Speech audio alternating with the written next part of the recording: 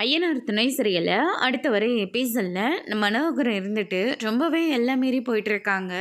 நீங்களா பணத்தை கொடுக்குறீங்க, நாங்கள் தானே கொடுக்குறோம், அதனால் நீங்கள் கவலைப்படாமல் பட்ஜெட் எதுவும் பார்க்காம உங்கள் இஷ்டத்துக்கு நீங்கள் சாப்பிடுங்க அப்படின்ற மாதிரி சொல்லிடுறாங்க.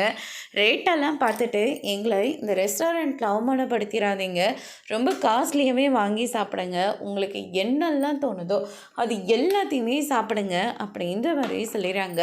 அதுக்கு அடுத்து தான் வந்து பார்த்திங்கன்னா நம்ம சோழன் இருந்துட்டு பரவாயில்ல மாமா, இந்த ஹோட்டலில் கூட நீங்கள் பார்ட்னராக இருக்கீங்களா, இல்லை உங்கள் ஃப்ரெண்டு யாராச்சும் இங்கே இருக்காங்களா அப்படின்னு சொல்லிட்டு கேட்கவும், என்ன மாப்பிள்ள இப்படியெல்லாம் பேசுகிறீங்க?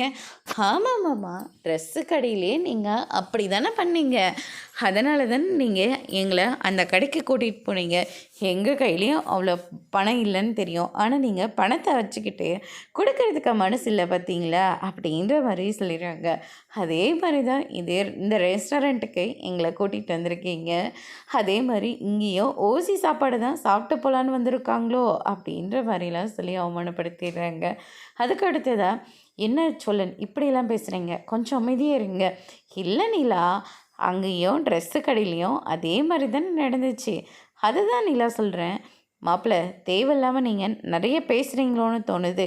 இங்கே பாருங்கள், உங்கள் கிட்டலாம் இவ்வளோ பணம்லாம் கண்டிப்பாக இருக்காது, ஆனால் நாங்கள் ஒன்றும் அப்படி கிடையாதுல்ல, அதை தான் சொல்ல வரேன். அப்பா, தேவையில்லாமல் நீங்கள் பேசாதீங்க அப்படின்னு சொல்லிட்டு நிலா வந்து மனோகரை பிடிச்சி பயங்கரமாக திட்டி விட்டுடுறாங்க.